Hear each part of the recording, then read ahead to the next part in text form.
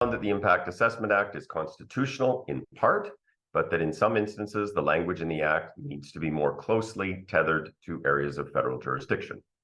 We, of course, accept the direction provided by the court, and we will be bringing forward the necessary amendments.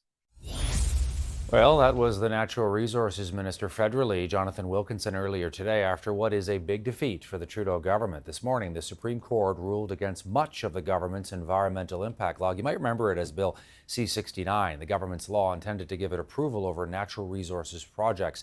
It was challenged almost immediately by Alberta and others who dubbed it the, quote, "No More Pipelines bill." Well, the Chief Justice of the Supreme Court, Richard Wagner, writing this: the scheme's decision-making mechanism therefore loses its focus on regulating the federal impacts. Instead, it grants the decision maker a practically untrammeled power to regulate projects, regardless of whether Parliament has jurisdiction to regulate a given physical activity in its entirety.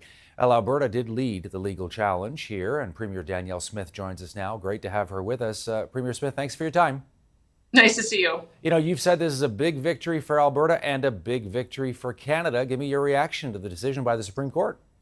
Well, we knew that when this bill was first crafted that it was a major overreach. The Constitution's very clear in its division of powers. There are certain powers that are federal jurisdiction, and there are clear powers that are provincial jurisdiction. So virtually all of the areas of natural resource development, non-renewable resources, electricity generation, everything that we find ourselves in conflict with the federal government right now, they actually have no legislative authority under our Constitution to take the lead on. They don't have the power to dictate to us. And we had managed to get other provinces to agree, various advocacy groups to agree, First Nations to agree. They were all interveners with us. And now the Supreme Court of Canada has agreed. What does it mean for Alberta? It means quite a lot, because if you want to think about where the federal government overreached, I think most people understand that they have jurisdiction when you've got cross-border projects. If you've got pipelines or you've got transmission lines that go cross-border and require interjurisdictional cooperation, it's quite clear that the federal government has authority there. But they were trying to regulate industrial projects 100% within the boundaries of our province and every province. And that's where the Supreme Court said that that was a step too far. They were trying to regulate indirectly what the Constitution does not allow them to do directly. They got called out on it, and that's why they lost. Yeah, and I just want to give another quote to our viewers here from Richard Wagner, the Chief Justice, who basically said the following: Parliament has plainly overstepped its constitutional competence. I mean, that's pretty damning stuff. It really is. And you know, the tragedy is that the federal government does this all the time. They step into an area that they don't have a right to legislate.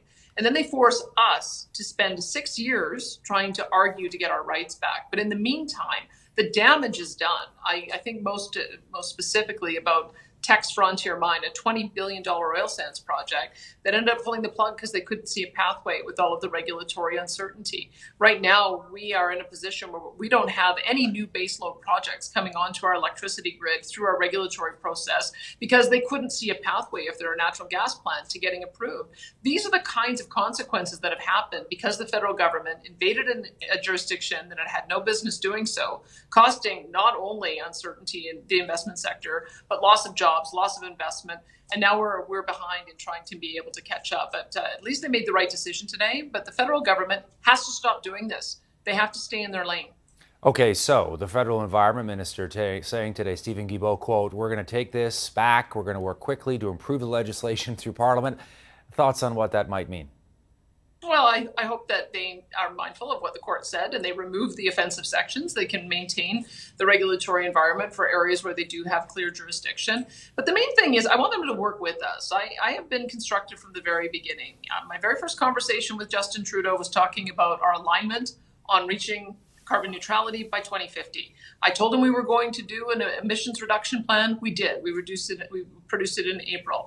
I asked him to put a table together so that we could talk about how we could align our interests towards 2050 targets, and we have. And yet, Stephen Guilbeault, the environment minister, keeps on announcing unilateral action on emissions caps, on electricity regulations, on methane caps. It's got to stop. They have to come to the table And I think that this court decision underscores that, and work with us collaboratively on the joint effort that we need to put together to reduce emissions without damaging our economy. Every single economy in the country has different priorities, different ways of being able to solve the problem. And they've got to respect that. That's what I take away from the court decision. Federal overreach, a story that goes back decades in Alberta. I'm thinking about the National Energy Program, the infamous NEP under Pierre Elliott Trudeau. Your message today to the Trudeau government about a path forward?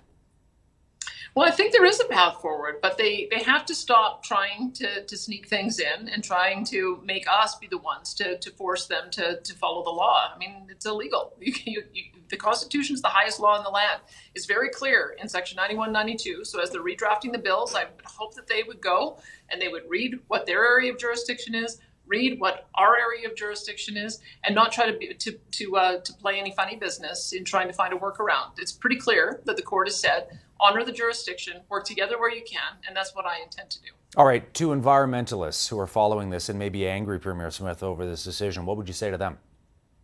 Look, the environmentalists should be declaring victory, because every political party in the major countries in the world and our major industrial operators have all committed to reducing emissions dramatically by 2050 and getting to carbon neutrality. That's a victory. So they need to be working with us on identifying the areas where we can make the most progress: carbon capture, utilization and storage, and hydrogen, and small modular nuclear, geothermal. There are all kinds of areas where we can work together. I think that some things just have to stop being a fight, because they have won on the big issue of creating the urgency around this. Now let's get to the practical matter of actually achieving the goals. If the government is going to come out now and say this is not a big defeat for them, what would you say in response? They're wrong. They lost, and they have to make sure that they change the legislation so that they stop interfering with provincial jurisdiction.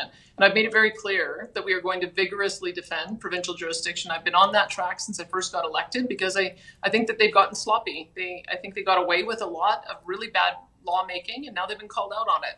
And I'll be here to make sure they continue to get called out on it if they continue to make these mistakes. Yeah, speaking of you being the Premier of Alberta, so let me ask you, do you see yourself in a certain role? You are the Premier of Alberta, of course, but also as someone who can take it to Ottawa when there is overreach here, that there is perhaps a bigger role for you than simply the Premier, but also when you see the Trudeau government doing things they shouldn't be doing, that you, as a Premier of a major province in the country, can stand up? Look at this collective effort, though. I mean, Quebec was on side with us, as was Ontario, as was Saskatchewan, as was some of the Atlantic provinces. And that to me, I think, is really important. One of the things that has been a great joy in this job is the Council of the Federation, where the premiers get together. We'll be meeting again on November 5th and 6th.